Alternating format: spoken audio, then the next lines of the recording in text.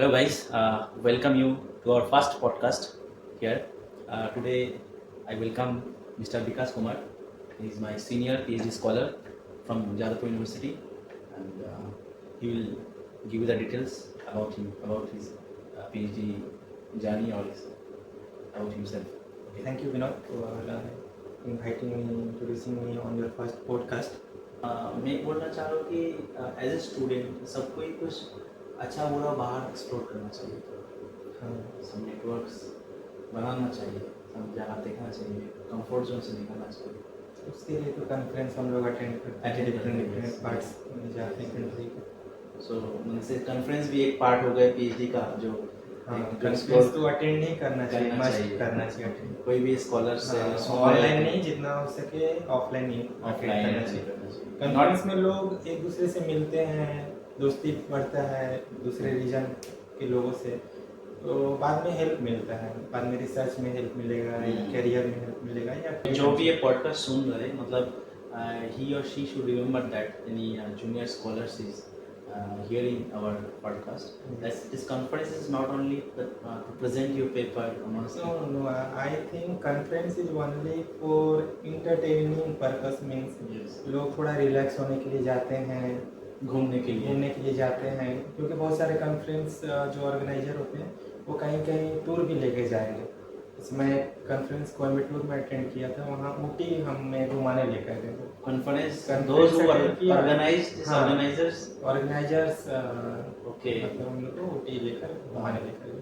That's good. और लोग बस खाने पीने के लिए और घूमने के लिए नहीं जाते हैं, रिलैक्स होने के लिए, अपना थोड़ा माइंड को रिफ्रेश करने के लिए कॉन्फ्रेंस में जाते हैं। कॉन्फ्रेंस में कोई टेंशन नहीं लेना है, बस आपको अगर पोस्टर प्रेजेंटेशन देना है तो नॉर्मली आप सिंपली थोड़ा सा प्रिपरेशन करके जाइए। These things we will actually clarify that when a young researcher or any junior scholar when attending some conference, there is something like this nervousness वो आ जाता है ना कि कॉन्फ्रेंस में, लेकिन नर्वसनेस एकदम नहीं आना चाहिए। ये सोच के जाना चाहिए कि लोग वहाँ बस एंजॉयमेंट के लिए गए हैं, आपको बस थोड़ा सा प्रिपेयर करके जाना चाहिए। अगर पोस्टर प्रेजेंटेशन दे रहे हो तो आप तो थोड़ा सा तो प्रिपेयर करोगे ना कि पोस्टर में क्या है, क्या बताना है।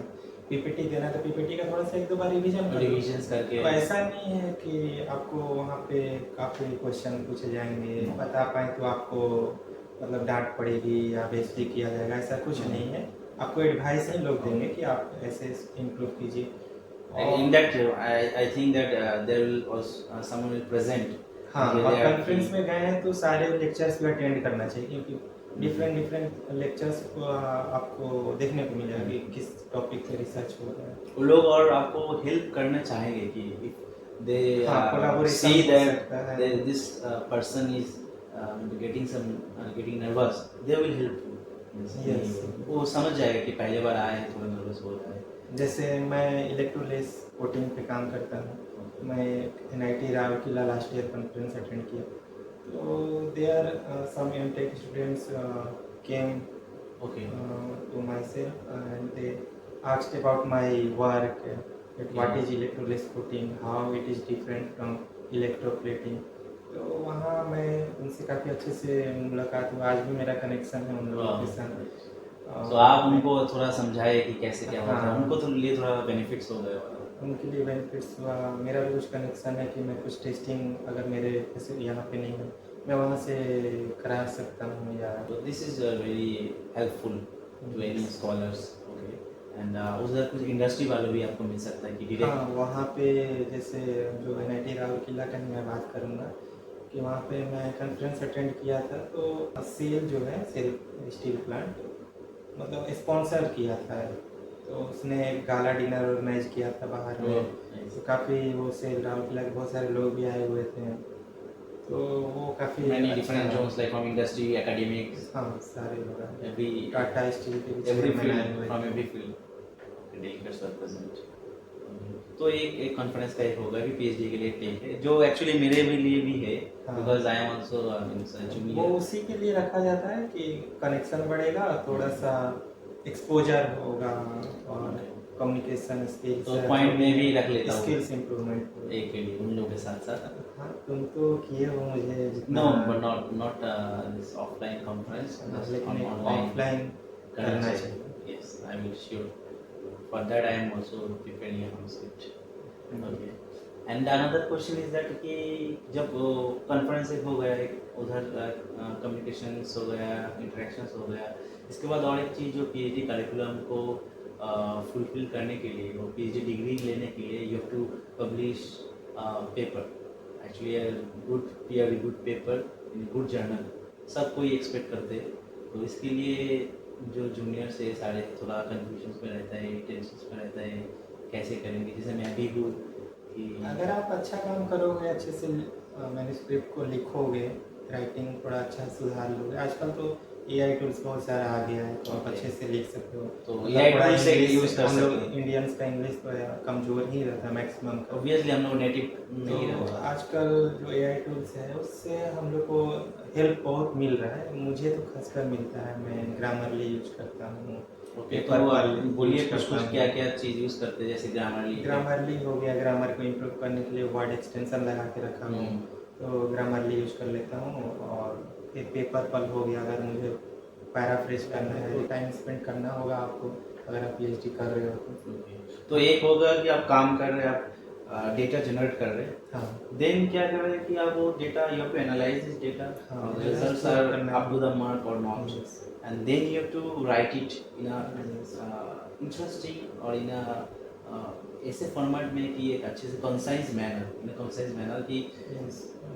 If you are getting result for any testing, then you should write the reason of why something is happening. Okay The answer of why it must be clearly explained. Okay, means आपको क्यों कुछ चीज़ हो रहा है, Y. not just observations you are like this is going there and there, not like that, why it is going there and yes, आप कोई नया material add कर रहे हो, सिंथेसिस कर रहे Why? हो, उस मटेरियल को ऐड करने से क्यों कुछ हो रहा है, इम्प्रूवमेंट हो रहा है या improvement what is your objective or motivation to add these materials? तो वो रिजल्ट एंड डिस्कशन थोड़ा अच्छे से आपको लिखना चाहिए। और पेपर एक्सेप्ट होने के लिए सबसे पहले तो आपका एब्स्ट्रैक्ट अच्छा होना चाहिए और टाइटल एक अच्छे से रखिए, ताकि वो जब एडिटर के पास जाए तो थोड़ा रिव्यू So में this आपको is भेजे। another important take, because वो जो टाइटल है और जो एब्स्ट्रैक्ट है, क्योंकि कोई भी जर्नल जो है, जर्नल का हम लोग कम्युनिकेट जब करते हैं जर्नल को, तो सबसे पहले एडिटर के पास जाता है। उसी तरह से एडिटर को मतलब एवरी डे अराउंड 100 मेल्स आता होगा कि ये इस Submitting this कम्युनिकेट किया, manuscript। Different Okay. Authors communicate करते हैं। तो कम्युनिकेट करते हैं तो एडिटर तो अब पूरा पेपर देखते नहीं है, तो वो बस टाइटल और एब्स्ट्रैक्ट देते हैं और उसके बेसिस पे वो रिव्यूअर को सेंड कर देते हैं रिव्यू करने के। तो आप लोग को ये थोड़ा दो चीज़ अच्छा से रखना चाहिए, ताकि मेरा कम से कम रिव्यू में जाए। रिव्यू में जाए तो काम अच्छा भी नहीं है, अगर कुछ आपने थोड़ा काम अच्छे से नहीं भी लिखा, लेकिन अगर रिव्यू में जाता है तो उधर से रिव्यूअर आपको कुछ सजेशन देंगे और उसको आप इम्प्रूव करके फिर से अगर कम्युनिकेट So कीजिएगा। actually you are आपका- getting another chance to improve your manuscript कि रिव्यूअर में। मेरे साथ ऐसा हुआ है, मैंने Okay. Surface and coatings technology में Congratulations. Congratulation, thank you. तो मेरा मैन्युस्क्रिप्ट रिजेक्ट हो गया था, लेकिन कमेंट्स आए थे कि आपका रिव्यूअर्स कमेंट्स आए थे। रिव्यूअर्स कमेंट आए थे, रिव्यू में गया था ओके, तो कि आपका वर्क तो अच्छा है, लेकिन थोड़ा एक्सप्लेनेशन या फिर कुछ करेक्टराइजेशन कम है, ओके, कि आप अगर इम्प्रूव करके सेंड करते हैं तो फिर कंसीडर पे they will consider to publish. तो मैं फिर उस पर फिर से मुझे 6 से 8 महीना लगा काम करने में। कुछ मैंने 6 to 8 करेक्टराइजेशन, months? हाँ नया Okay. कुछ करेक्टराइजेशन किया, फिर मैं टेस्टिंग किया, फिर अच्छे से उसको लिखा, फिर तब जाके फिर से कम्युनिकेट किया गया। और इस टाइम भी रिव्यू आए हैं, बहुत सारे कमेंट्स आए थे, अराउंड 30 कमेंट्स बहुत ज़्यादा होता है, लेकिन मैंने एक्सटेंशन लेकर 2-3 बार एक्सटेंशन लिया था और मैंने अच्छे से एड्रेस किया रिव्यू को। और उसके बाद जैसे ही रिव्यू को एड्रेस किया तो मेजर रिव्यू कल आया, लेकिन उसके बाद जो कमेंट आया वो बस 1-2 कमेंट आए, तो उसके बाद मेरा पेपर एक्सेप्ट हो गया, तो मुझे प्रॉब्लम नहीं हुई। And they also appreciated you कि आप जैसे लिखे आपके मैन्युस्क्रिप्ट बहुत अच्छे हो गए हैं, हाँ, इम्प्रूव हो गया था। अप्रिशिएट किया। ये एक्चुअली अच्छे भी है, मुझे लगता है कि जब रिव्यूअर्स कमेंट के बाद आपका मैन्युस्क्रिप्ट इम्प्रूव हो जाए तो there may be some chances to get more citations in your paper कि अच्छा कोई अगर पेपर रहेगा अच्छा पढ़ेगा कोई तो वो साइड भी हो जाएगा। नॉर्मल कोई ऐसा पेपर है जो समझ में नहीं आया किसी को then it is difficult to get suggestion. तो दो तरह का फायदा हुआ है। वो तो है, अगर आप अच्छे से वहाँ भी यही काम करता है, टाइटल और एब्स्ट्रैक्ट। जब हम लोग पेपर देखते हैं Select एब्स्ट्रैक्ट ही करते हैं। पढ़ते हैं कि maximum ये time. पेपर पढ़ने या ना पढ़ने, वर्क हमारा रिलेटेड है कि नहीं। ओके सो दो टेक हो गया। ओके ठीक है विनोद, ठीक है, thank you for your advice and your information you share with us and our audience. I think ये आपका जो एडवाइस है वो उनके लिए बहुत काम में आएगा। Thank you Vinod, thank you for and we inviting wish you to for another podcast to join with us. Yes, I will definitely join with आपका you. शेयर करेंगे सबको मैं ज्वाइन करूँगा। and the research community I think they will get enormous advantages or benefits from you. हाँ, Indian researchers को थोड़ा सा गाइडेंस का, थोड़ा नहीं बहुत ज़्यादा गाइडेंस का ज़रूरत एंड एक साथ एक अगर कम्युनिटी बन हाँ, जाए किस तरह से रिसर्च कैसे करना करते है, हैं एंड कैसे पेपर पब्लिश करना है। Yes, लोग कैसे आजकल करना it is I think regulatory journal जो बोलते हैं, Okay. मतलब वो सही जर्नल नहीं होते हैं, वो यूजीसी के लिस्ट में भी नहीं होते हैं, मतलब वो सब में भी कर लेते हैं। पब्लिश कर लेते हैं और फिर बाद में ये सब हम लोग बात का पॉडकास्ट में बात करेंगे कि कैसे कौन सा जर्नल सिलेक्ट करें, भी बड़ी इंपॉर्टेंट पार्ट्स है। और बात करेंगे कि ये सब एक्सपेरिमेंट्स करना नहीं होता है, you have to write it very well manner. ये सब रिसर्च गाइडेंस का टॉपिक होना चाहिए। भी होना चाहिए हर सेक्टर में, हर छोटे छोटे चीज़ सोच कर कैसे होना चाहिए। ठीक है विनोद, ठीक है, thank you for thank you coming.